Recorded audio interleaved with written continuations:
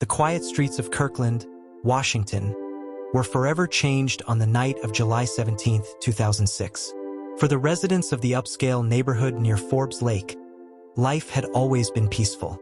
Families came together to raise their children in an environment where safety and warmth were the core pillars. But on that fateful summer night, the Milken family's dream would be shattered in an unimaginable act of violence that would leave the entire community reeling for years to come. At approximately 11:32 p.m., emergency services received a call that would mark the beginning of one of the most horrific cases the region had ever seen. The Milken home was on fire, a sight that no one could have predicted would be hiding something far darker beneath the surface. The fire seemed to be a random act at first, an unfortunate event in the wrong place at the wrong time. But as the firefighters battled the flames, what they would find in the ashes was far more terrifying. Welcome. This is Crime Uncovered, where every case has a story, and the truth is often stranger and darker than fiction. If you are yet to subscribe to my channel, kindly do so to stay updated on the latest crime we would uncover next. The Milken family had come to the United States with a single driving desire: a better life. They had crossed the Atlantic in search of opportunity, yearning for the freedom and promise that America offered. Leonid Leo Milkin, a proud sergeant in the Washington National Guard, was no stranger to sacrifice. From 2004 to 2006, he served in Iraq, where he endured the brutal realities of war. Amidst the chaos, the constant danger, and the ever-present fear, Leo's thoughts often drifted back to his family. His wife, Olga, and their two young children, Justin and Andrew, whom he had been separated from for far too long. The mental and emotional toll of the war was immense, but Leo found solace in the thought that soon he would return home to the life he cherished. Leo and Olga's love story began long before they left Ukraine. Their journey was not an easy one. The couple had met in their homeland, where they shared dreams of building a future together, despite the economic hardships and political instability they both faced. Life in Ukraine was difficult. There were limited resources and few prospects. They often struggled to make ends meet, and yet, through it all, they supported one another. In 1989, they made the life-altering decision to immigrate to the United States, believing that the land of opportunity would offer them a chance to thrive. The transition was tough. Cultural barriers, language struggles, and financial uncertainty were part of the heavy price they paid. Yet, for Leo and Olga, it was worth it. They knew they were building a new life, not just for themselves, but for their children. Olga, born in 1977, embodied strength, grace, and unwavering love. She was not only Leo's partner in life, but also the heartbeat of their family. Her nurturing nature extended beyond the walls of their home. She worked tirelessly as a dental assistant in Bellevue, balancing her demanding job with the everyday joys and struggles of raising their two young children. She was a woman who could turn any room into a place of warmth and light. Her infectious laugh, her kind eyes, and her innate ability to make anyone feel welcome were qualities that endeared her to all who knew her. Friends and neighbors admired her, and it was no wonder that her family adored her with equal fervor. To her, her children were everything. Her life was not complete without them, and she was determined to give them a future filled with love, security, and happiness. Olga made sure that her boys were surrounded by affection, instilling in them the values of kindness and resilience. Her two young sons, Justin and Andrew, were the center of her world. To the Milkens, the sound of their laughter was like music, a constant reminder of the joy that children bring into a home. Justin, at just 5 years old, was particularly proud of his father's military service. He would often tell anyone who would listen that his dad was a soldier, and the pride in his voice reflected the love and admiration he had for his father. His younger brother, Andrew, at 3 years old, was the more playful of the two, his curiosity endless, his energy uncontainable. Together, they were inseparable. Two little boys whose lives were still full of innocence and wonder. They spent their days running through the backyard, laughing together, exploring the nearby woods, and swimming at Forbes Lake in the summer. To the Milkens, this was the life they had fought so hard to build, the quiet suburban existence that promised peace and a better future. But the Milken family wasn't complete without the presence of Lubov Botvina, Olga's 24-year-old sister. Lubov, who was pursuing a degree in languages at Seattle Pacific University, brought an added layer of joy to the Milken household. Her visits were always filled with love, laughter, and the spoiling of her niece and nephew with gifts and affection. Lubov was a bright, compassionate woman who embodied the belief that kindness was at the core of human nature. She had a gift for making people feel seen and valued, a trait that made her beloved by all who knew her.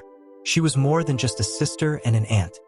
She was a pillar of support for Olga and Leo, someone they could always rely on.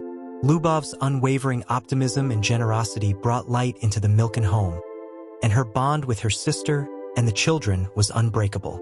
She adored the boys and was often found playing with them, making memories that, tragically, would never be lived out in full. Together, the Milken family formed a tight-knit unit, their lives interwoven with love, sacrifice, and shared dreams. Their story was one of resilience and hope. They had come to America to build a life from the ground up, and despite the struggles, they were succeeding. The Milken home was a place of sanctuary, a place where laughter echoed through the rooms, where love flowed freely, and where their dreams had a chance to bloom. But as with so many dreams, theirs was not meant to last. On the night of July 17, 2006, the Milken family's world came crashing down in a horrific and unimaginable way. The bright future they had fought so hard for, the family they had worked so tirelessly to nurture, would be torn apart in an instant, leaving only memories of what could have been. The darkness of that night cast a long shadow over everything they had built, and what was once a vibrant, thriving home became the scene of an unimaginable tragedy. At the time of the murders, Leo Milken was thousands of miles away, serving in Iraq. He had been deployed for over 2 years, facing the harsh realities of war. Each day, his thoughts were with his wife, Olga, and their 2 young children, Justin and Andrew. The separation was painful, but Leo clung to the hope of returning to his family soon. Little did he know, while he was fighting abroad, his family was being torn apart by a tragedy that would shatter everything he held dear. On the night of July 17, 2006, the fire that erupted at the Milken residence seemed, at first, like an unfortunate house fire. Firefighters responded to the call with the expectation of managing a typical blaze. But when they arrived and the smoke began to clear, the scene that greeted them was anything but ordinary. Amidst the charred remains of the house, the bodies of Olga, Justin, Andrew, and Lubov were found. Each had been brutally stabbed, their throats slashed in a manner that was nothing short of horrifying. At first, investigators were at a loss. Was this simply a random act of violence? Or was there a deeper, more personal motive behind it? The fire, initially assumed to be the cause of death, was quickly revealed to be a cover-up. The killer had set the blaze intentionally, likely in an attempt to destroy evidence. But the brutality of the murders could not be hidden. This was not a spur-of-the-moment act. It was a cold, deliberate attack. The investigation took a darker turn as the police began to uncover more evidence suggesting the fire was no accident. The killer had planned this act of violence, and the fire was a desperate attempt to conceal the truth. As the authorities dug deeper, they realized that the victims' deaths were the result of a personal and calculated crime, not a random tragedy. For Leo, the pain was unimaginable. He had spent months fighting to protect his country, only to return home to the unbearable news of his family's brutal deaths. The man who had sacrificed so much for the safety and well-being of others was now left to cope with the destruction of his own family. It was a nightmare beyond comprehension. As investigators began to piece together the timeline of events, their attention was drawn to a new neighbor who had recently moved into the house directly across the street from the Milkens. His name was Connor M. She, a 24-year-old man who had only been living in the neighborhood for a couple of weeks. At first, his presence had gone unnoticed, just another face in the community, seemingly harmless. He had kept to himself, and neighbors described him as polite, friendly enough, but ultimately unremarkable. His arrival in the area had barely raised an eyebrow, and no one had suspected that he would be at the center of a horrific tragedy. However, as the investigation progressed, a key witness came forward, someone who had seen Connor acting suspiciously around the Milkin home just before the fire started. According to the witness, Connor had been seen sneaking around the property, carrying a red gasoline can. His actions weren't the behavior of a casual neighbor, and it appeared that he was preparing for something far more sinister than simply dropping by for a friendly chat. The authorities were intrigued, but what truly piqued their interest were the deep, fresh scratches on Connor's face, visible when he was first questioned by the police. The wounds, still raw and bleeding, looked eerily like defensive scratches, likely inflicted during a violent struggle. It was a disturbing clue that suggested Connor may have been involved in a fight with the victims before their deaths. 2 days after the murders, on July 19, 2006, Connor was arrested. When confronted with the evidence, he admitted to setting the fire, but he claimed to have no recollection of the murders themselves. He told investigators that he had been heavily intoxicated that night, consuming 3 bottles of vodka, and that he had blacked out. He could remember little to nothing after that, only waking up in the Milken house the following morning, surrounded by the lifeless bodies of his neighbors. The authorities were immediately skeptical. Could it really be that a young man with no criminal history, no known violent tendencies, had suddenly snapped after a binge drinking session? Was this a case of an alcohol-induced blackout that led to a horrific crime? Or was there more to the story? The inconsistencies in Connor's story, combined with the evidence against him, suggested that something far darker was at play.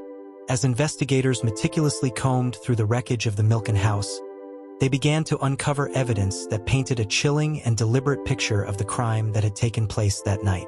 Despite the widespread destruction caused by the fire, the authorities were able to recover several key pieces of evidence that would later form the backbone of their case.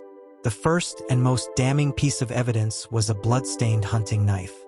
Found at the bottom of the stairs, it was the weapon used to brutally kill Olga, her 2 young children, and her sister, Lubov. The knife was identified as belonging to Connor M. She and its discovery was a crucial breakthrough in the investigation. The brutality of the attack was undeniable. Each victim had been stabbed multiple times. There was no doubt that the murders were a horrific act of calculated cruelty. The slashing of their throats and the sheer violence inflicted upon them suggested a level of rage and malice that was hard to comprehend. The crime was no spur-of-the-moment act. It was clear that the killer had planned the attack and executed it with cold precision. Next, the authorities discovered blood-soaked clothes in the master bedroom. The clothes were traced back to Connor through DNA analysis. The connection was immediate and irrefutable. Connor had been at the scene of the crime. His DNA was all over the garments, confirming his presence in the house during the murders. The clothing, which had been abandoned in the bedroom, was evidence of Connor's struggle to cover his tracks. The sheer amount of blood on them indicated that he had been directly involved in the violent deaths of the family members. Along with the clothing, investigators found a flashlight in the same room. This too was telling. The flashlight suggested that Connor had come prepared. He must have known that the power would likely be out in the house, which meant that he would need a way to navigate the darkened rooms. This small detail, seemingly innocuous at first, revealed a crucial element of the crime. It wasn't a random act of violence but a planned, calculated attack. Connor had entered the Milkin home with a clear purpose: to kill. A partially burned glove was also recovered near the bodies of the victims. The glove, scorched by the fire but still identifiable, suggested that Connor had tried to conceal his identity. He had likely worn the glove in an attempt to hide his fingerprints, to ensure that he wouldn't be linked to the crime. This attempt to destroy evidence only added to the evidence against him, showing that Connor was not acting out of blind rage but with an awareness of the consequences of his actions. But the most chilling piece of evidence came after Connor's arrest. When he was taken into custody, investigators noticed fresh cuts and scratches on his face. These wounds appeared to be the result of a violent struggle, defensive wounds that matched the injuries sustained by the victims. It was clear that there had been a fight, and the evidence indicated that Connor had fought with the family members during the attack. These defensive wounds pointed to one horrifying reality. The victims had not gone down without a fight. They had desperately tried to defend themselves against the attacker, but ultimately, they were overpowered. The cuts on Connor's face told a grim story, a story of a violent struggle for survival that had ended in tragedy. The wounds on his face matched the severity and nature of the wounds on the victims, making it impossible to deny his involvement. It was no longer a question of whether he was present at the scene. It was now clear. Connor had been the one to take the lives of Olga, Justin, Andrew, and Lubov. Adding another layer to the timeline, surveillance footage from a nearby gas station showed Connor buying gasoline just before the fire was reported. This piece of footage was vital. It not only confirmed that he had been preparing for the crime, but also provided a clear link between him and the fire.